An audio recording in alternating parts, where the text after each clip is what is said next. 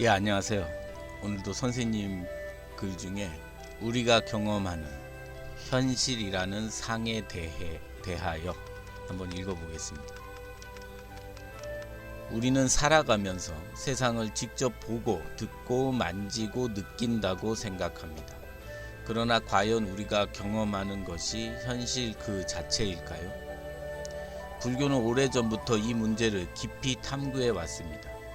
특히 초기 불교에서는 인간의 경험이 객관적 실체를 있는 그대로 파악하는 것이 아니라 감각기관과 의식작용을 통해 구성된 경험이라는 점을 강조합니다. 붓다는 상유따 니까야에서 눈과 색이 만나면 안식이 일어난다고 설하였습니다. 귀와 소리, 코와 냄새, 혀와 맛, 몸과 촉감, 뜻과 생각도 마찬가지입니다. 즉 우리가 경험하는 세계는 감각기관과 대상 그리고 의식이 서로 의존하여 발생한 결과입니다. 불교에서는 이를 연기라고 부릅니다. 이러한 관점에서 보면 우리는 현실 자체를 경험하는 것이 아니라 현실과 우리의 인식 기능이 만나 형성된 경험 세계를 경험하고 있는 셈입니다. 현대 인지과학 역시 비슷한 결론에 도달하고 있습니다. 인간의 뇌는 외부 세계를 직접 받아들이지 않습니다. 감각기관을 통해 들어온 제한된 정보를 바탕으로 뇌가 내부 모델을 구성하며 우리는 그 모델을 현실이라고 경험합니다. 이를 예측 처리 또는 구성주의적 지각 이론이라고 부릅니다. 따라서 우리가 경험하는 세계는 완전한 허구도 아니고 현실 그 자체도 아닙니다. 현실과 인식이 만나 형성된 하나의 경험적 세계입니다. 불교가 말하는 무명의 핵심도 여기에 있습니다. 우리는 경험 속에 나타난 상을 실체라고 착각합니다. 금강경에서는 이를 다음과 같이 표현합니다. 무릇 형상이 있는 모든 것은 허망하다. 만일 모든 형상이 아님을 보면 곧 열애를 본다. 이는 눈앞의 세계가 존재하지 않는다는 뜻이 아닙니다. 우리가 실체라고 집착하는 방식이 허망하다는 의미입니다. 그래서 선종에서는 종종 모를 뿐이라고 말합니다. 이 말은 세상이 존재하지 않는다는 주장도 아니고 아무것도 알 수 없다는 회의주의도 아닙니다. 인간의 인식 능력이 지닌 한계를 분명히 알고 실제로 경험되지 않는 것을 함부로 안다고 단정짓지 않는 태도를 뜻합니다. 반야심경이 말하는 공 역시 이러한 의미와 연결됩니다. 공은 아무것도 없다는 허무주의가 아니라 모든 존재가 독립적 실체 없이 상호 의존적으로 존재한다는 뜻입니다. 또한 고정된 실체나 변하지 않는 고유한 자성이 없다는 의미이기도 합니다. 수행이 깊어질수록 수행자는 경험 속에서 일어나는 수많은 분별과 개념이 절대적 실체가 아님을 체험적으로 이해하게 됩니다. 이를 본래 면목, 자성불성 혹은 분별 이전의 자리라고 부릅니다. 이때 생겨나는 통찰을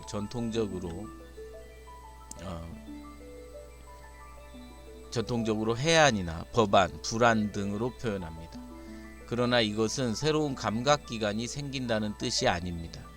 분별에 가려져 있던 연기와 공의 진실을 꿰뚫어 보는 지혜가 열린 것을 의미합니다. 이러한 통찰을 통해 바라보는 세상은 더 이상 나와 남, 안과 밖, 주체와 객체가 완전히 분리된 세계로 보이지 않습니다. 분별은 여전히 존재하지만 그 분별을 가능하게 하는 하나의 연기적 전체성이 함께 드러납니다. 선에서 말하는 지혜의 눈이란 바로 이러한 통합적 통찰을 가리킵니다. 그 결과 세계는 개별 존재들의 집합처럼 보일지라도 각각의 존재는 서로 깊이 의존하고 있으며 하나가 전체를 드러내고 전체가 하나에 깃들어 있음을 알게 됩니다. 화엄경에서는 이러한 세계관을 일즉다 다즉일이라고 표현합니다. 하나가 곧 전체이고 전체가 곧 하나라는 뜻입니다. 또한 인드라망의 비유를 통해 모든 존재가 서로를 비추고 서로 속에 포함되어 있음을 설명합니다. 이 같은 통찰은 단순한 형이상학적 관념이나 사상이 아닙니다. 여기에서 자비와 평등, 상호 의존성, 공존과 조화라는 불교적 가치가 자연스럽게 드러납니다. 나와 남이 완전히 분리된 실체가 아니라는 이해가 깊어질수록 타인의 고통 또한 나와 무관하지 않음을 알게 되기 때문입니다. 이게 불이라고 하는 세계관입니다. 결국 불교와 선이 말하고자 하는 핵심은 현실이 없다는 것이 아닙니다. 우리가 경험하는 현실을 절대적으로 실체로 믿고 집착하는 마음을 내려놓고 모든 경험이 연기적으로 드러난 현상임을 바르게 보라는 데 있습니다. 이러한 바른 관찰이 깊어질 때 우리는 비로소 안다고 믿었던 세계에서 벗어나 있는 그대로의 세계를 향한 한 걸음 더 깊이 나아갈 수 있습니다. 그 주식 투자 명언 중에서도 그 안다고 하는 순간 그 날아간다는 말이 있거든요.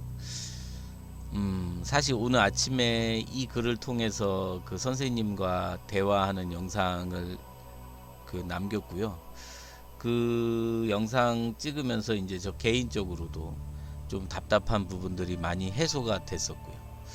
그리고 기본적으로 그 이 글과 선생님의 말씀을 통해서 요즘 가장 깊이 자각하는 그 하나가